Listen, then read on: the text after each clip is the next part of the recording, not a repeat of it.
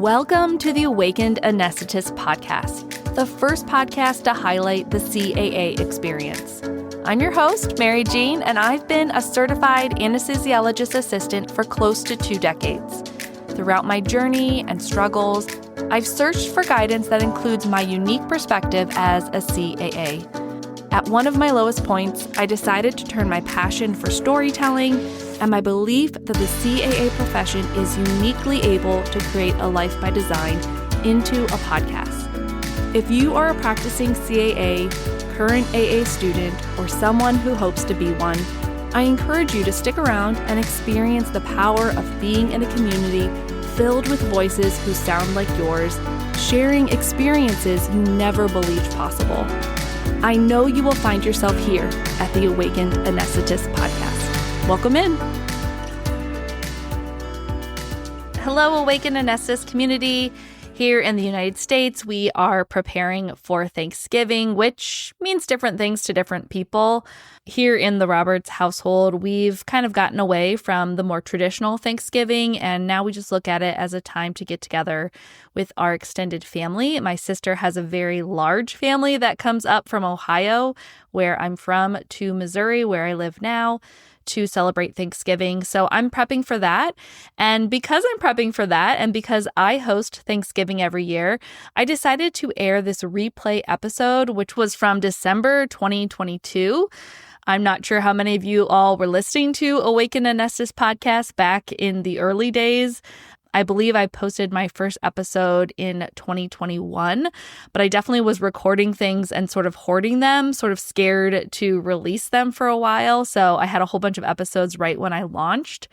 And since then, this podcast has taken me so many places, and it's just been such a source of joy, but it absolutely takes my time and energy and commitment. And so I am using this chance to play one of my older episodes, which still really rings true. I actually just listened back to this right before I'm recording this introduction here. And it was interesting how much had stayed the same and how there were a few things different. I give you 5 holiday hacks that have really guided me as I become an adult and have to do things like host Thanksgiving and clean my house and raise my children and sort of do all of these spinning plates at the same time, while of course working as a CAA. And I want to recognize that a holiday does not mean you're necessarily at home entertaining your family, because it very well could mean that you are working at the hospital and you're the one person there overnight, and it can be extremely lonely and isolating. And I sort of touch on this in the episode as well. One of the hacks specifically has to do with the on-call person for each holiday here as we're approaching a big holiday season. But I think that all of the hacks are still really relevant. I went and updated some of the links. And yeah, I just think it's an interesting episode. It was interesting for me to listen back to. You can hear sort of early days Mary. Even my voice sounded a little different. I think I maybe was possibly sick in this episode or something, but it was just really cool to listen back, and I hope it's helpful for you all. I hope everyone has a wonderful Thanksgiving, a holiday season, however you celebrate. And I will be back next week with a brand new process episode. All right. Happy holidays, everyone. Hello and happy holidays to all my anesthetist colleagues. This is your host and fellow CAA, Mary Jean. Welcome to the Awakened Anesthetist podcast and the latest episode of 5-ish Minutes of Mindfulness. From the title, I hope you can tell this will be a fun, a slightly different episode in this 5-ish minutes format. The cold weather here in Missouri is approaching, and with it comes all the various holiday seasons, a whole bucket of expectations for us, and now in my life, the somewhat dreaded holiday school breaks where my kiddos will be home more. And to be perfectly honest, the weather change alone can get me feeling pretty doom and gloom about it all. And I for sure struggle with seasonal affective disorder. And I was recently diagnosed with OCD, and that tends to flare up around the colder, darker months. With that, my perfectionism seems to come up. My body image, always seems to falter a little bit. And just a lot of the extra family commitments that I would love to do and want to do, they take away from the other things that I want to do or the quiet time that I feel like I need with myself. And so there's just a lot pulling at me in these months. And so after having gone through this for a number of years and been more and more in tune with what makes me feel not so good and what tends to help me feel better, I decided to try to put a little early and extra effort in this season, so like while the weather is still semi-nice, to keep my mood up and more stable before things get too dark, in every sense of the word. So I put together this list of 5 things that I have done in years past during this holiday season, this fourth quarter in terms of surgery and anesthesia. If you're in a portion of the country that tends to get cooler or darker during this end of the year season, hopefully some things on this list will help you. And I want personally to implement these things in my life earlier than I had previously, and I want to be more intentional with them. And so I'm hoping that a few of them resonate with you or all of them, and they help you feel a little bit brighter if you're struggling right now in work or life like I tend to be.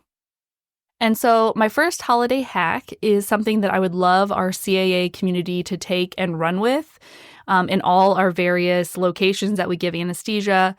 So what I want you to do this holiday season is to identify which anesthetist colleague is going to be on call, either day call or night call, however your institution does it, if you guys do a call day, on the upcoming major holidays, and ensure that that person receives some sort of special gift or a gift basket in the call room, unbeknownst to them when they walk in that morning or that evening. I think it's a really wonderful idea, regardless if the colleague is a CAA or a CRNA or an anesthesiologist. Perhaps no one's on call at your hospital except for the night team, the nurses. You could give them a gift from the anesthesia department that, appears on, let's say, Christmas Day or New Year's Eve in their break room. I just think it is a really wonderful, simple thing to do to build the culture that we all hope to have, I think, at a hospital or the place that we work. And so I offer it up to you and hope that this idea catches on. At one of the places that I used to work, someone did this for us, and it was kind of like a secret thing. I never actually understood who was doing that, but it was just so nice.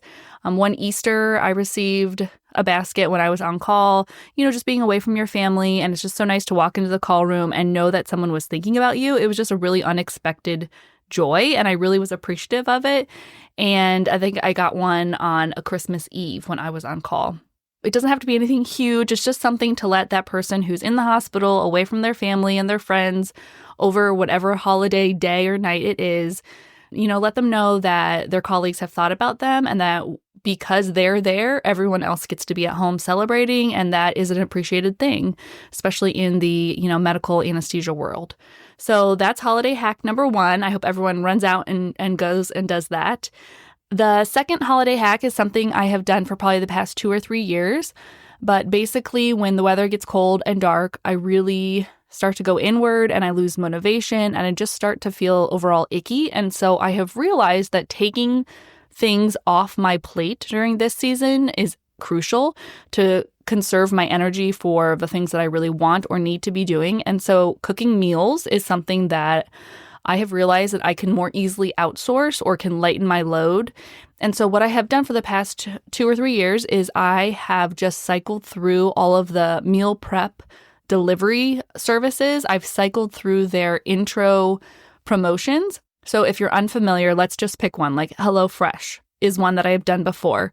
Basically, when you sign up, you get 16 free meals, or you get a certain amount of money off, let's say $200 off your first 4 or 5 boxes. And so usually the first box you receive, and usually you receive a box a week in most of these companies, they all run very similarly. You receive a box a week, and so those first 1 or 2 boxes have a larger discount attached to them, and then they spread out the remainder of those free meals or those dollars off over the next 4 to 6 boxes. So you're kind of locked in to receive this promotion if you receive the whole thing for a number of weeks. Now, what I would do is I would sign up for HelloFresh. I would use the majority of their free weeks or their more heavily discounted weeks.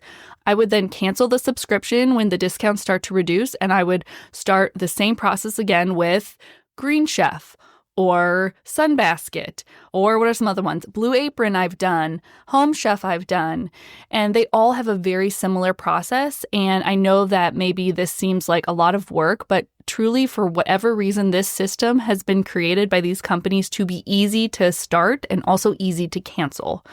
Now, you do have to remember to cancel the boxes. You kind of need to be reminding yourself of when you are going to cancel the HelloFresh subscription and start the other subscriptions. And so you can weigh in your own life if that seems like too much for you, or, it's not a big enough benefit. But I do suggest at least trying out one of those subscription boxes, because even if you just try one and you use the promo period and then you stick with it for the next 2 or 3 months, I do think it does lighten your load. It lightens my load. It absolutely adds some variety to what you're eating. Most of them you can order a few ready-made or pre-made meals that come frozen, and then you can put them just directly into the oven. A lot of the companies are starting to offer at least 1 or 2 meals every week that way. And so it was just a really nice way to lower my burden. When I came home from work, or when you were home at 4 p.m. and it was already dark, I could just not have to go to the grocery store. I could just take out the ingredients and start cooking it by this really nicely laid out recipe card, and at the end have a really yummy meal. So currently, I don't have any codes to offer you. I would love to offer you some codes, but honestly, you should just do a little bit of due diligence and look online. It is so easy. Oftentimes, when you just go to the website, there is a coupon code that you can just, it's a pop-up that comes, and you just put in that code, and they're basically giving you free money, free boxes to kind of entice you in, and then hope that you don't ever leave. So you can play it however you want, and I really was not overwhelmed by it. Everything's done online. You can cancel right away. It's not like there's some 30-day notice or anything. So I offer that up, and hopefully it helps someone. The third holiday hack is in relations to cleaning. So I don't know that this is maybe too general of a statement, but I would say a lot of CAAs are kind of type A, maybe perfectionists. That's definitely 2 words that I use to identify myself, for better and for worse. And one of the things that really stresses me out is the fact that I love hosting. I love having people over, but I tend to get stressed. And when I'm stressed, I tend to start freaking out about cleanliness and getting the house clean and picking up everything. And so my friend gave me this advice that her grandmother had gave her. And I just, my life was forever changed. And it was that when you are hosting, it is best to conserve your energy by just doing spot cleaning around your house, maybe picking up the big piles. Don't worry about the kids' rooms. Shut those doors if you have extra rooms in your houses that no one's probably going to go into. Just shut the door. Don't worry about it. You can spot clean the kitchen. She did say to do a deeper clean on the bathrooms just to make sure that the guest bathroom is tidy for any guest who would use it. She's like, but don't go crazy about the floors. As soon as your first guests walk in the door, if they see a crumb or step on a crumb, or there's a paper towel on the floor, they're just going to think that it was other party guests, or that it was just part of the party atmosphere. It wasn't because your house is always in this state of disrepair. And so it really gave me permission to not try to get the house perfect before guests arrive, but just well enough, and then scrub the toilet and we're good. And then after you're done hosting, when your guests leave, a day or 2 later, you can do a deep clean of your house so that it's really nice and clean for you. And, you can kind of have that clean slate feeling. And then the other thing that I would like to offer is that if you are someone who does have a cleaning service come to your home, we have someone come once every month, and it is well worth the investment. The cleaning companies tend to offer holiday cleaning discounts. So I know our company is offering $30 off a holiday cleaning. And so let me see here. We pay $297, I believe, once a month to have our home cleaned, which to me is invaluable and well worth the price. And then if we were to have them come and clean a second time immediately after Thanksgiving or before Thanksgiving, which I don't recommend, but sometime around the holidays, you would get a $30 coupon for that clean. Call your local companies, call your cleaning company, and see if they can offer you any discounts. Fourth tip has to do with hosting. I guess I host Thanksgiving. I should probably have said that. And so a lot of these pain points are things that I have come up as I've hosted Thanksgiving since we have moved here-ish at least into this house we live in now, which was in 2012. So for 10 years, I've been hosting Thanksgiving. And something that really helps is just to be extremely clear about what you want people to bring. So what you want your guests to bring to your holiday gathering. I tend to, about 2 weeks before, email everyone or text everyone who's on my guest list and just be like, this is exactly what I'm making. I could use a dessert. I could use someone to bring drinks. I could use, whatever your list is. And then people can pick it. Or if you have the type of relationship where you think your aunt and uncle and your cousin would rather just be assigned something, I do think people tend to shy away from that very direct communication, especially around the holidays when there's big gatherings. But at least in my experience, it has always been well received. I have learned that I have an aunt who likes to make the sweet potato casserole and she likes to make a dessert. And so I tend to ask her to make the things that she's made previously that have gone over really well. I think it shows that I've appreciated what she's done before. I think it makes everyone feel good when you have that delicious potato casserole that everyone likes. Can you make that again? Or you have that awesome fruit salad that people love. Can you make that? I think it shows some care and concern for the person. And it also makes my life as the host easier. And I think it makes the guest life easier. Now, that holiday hack may not be exactly what would fit into your life or your family dynamic or friends dynamic, but I think it just is an invitation to just be more clear in your communication around the holidays. It is a high stress period, and I think that we all could do better if we just directly communicate our needs to other people and allow them to give the help that we need, and we need to be able to ask for the help that we desire. Last holiday hack is the fact that oftentimes my body, like my physical body, tends to not want to move as much, perhaps, in the winter. I love doing a lot of different forms of exercise, and I struggle to stay in the house and exercise. I love going to classes or cycling or Pilates and to be in that group community. And then when the weather gets cold, I tend to not want to leave the house, but because I then don't like working out as much at home, I tend to not move my body as much. And that just sends me in a tailspin because moving my body is very much linked to my mental health, as well as just to my physical health. And so I have found this absolutely amazing platform called Lindywell. It's an online platform that does very short Pilates exercises.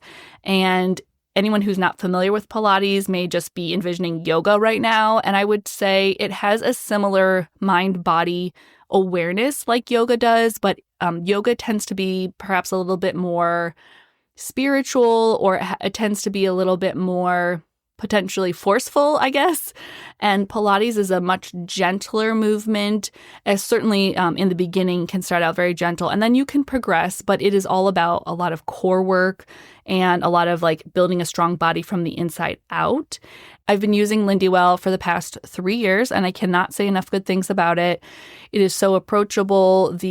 I think 4 or 5 teachers that they have on the platform, they all are likable. They are very clear in terms of explaining the movements to you if you're new to Pilates. And I just love that there are a lot of short format exercise routines or Pilates routines. You do not have to change out of the clothes you're wearing. I mean, I've done them sometimes in some stretchy jeans. I've done them in my bathrobe before. It doesn't require, if you're a female, it doesn't necessarily require you to put on a sports bra. It just is something that fits really well into my life in a very easy, tangible way. If I'm locked inside or if I don't want to do anything, I can just shoot on to this online platform and do something, move my body, and it always feels so good. And so I just wanted to offer that up to this community if you are looking for something to do when you're stuck in the house or something just to kind of break you out of an icky mood or icky feeling. I have gone to this Lindywell Pilates platform time and time again and had that exact result. I'm always thankful that I do at least a 15-minute exercise routine with Lindywell. So those are my 5 holiday hacks. I would love to hear any holiday hacks that you guys have that makes you feel good or makes this 4th quarter season go smoother, anything related to anesthesia or life. you should email me at awakenedanesthetist@gmail.com. If I get a bunch of them, I'll put them in the next Awaken Anesthetist community newsletter. And if you have not signed up yet for that Awaken Anesthetist newsletter, you can do so via the link in the show notes. I send out just one newsletter a month, and hopefully we'll continue to build and to be a valuable resource for you all. And so I really appreciate your input. As always, if you like this episode and want to hear more like it, leave me a rating and review on Apple or Spotify. I really appreciate you guys putting the effort into giving me some feedback. And hopefully we can continue this conversation over in the Awaken Anesthetist community. I hope you guys all have a wonderful holiday season and a last good few weeks to the end of the year. I will see you next year. Talk soon.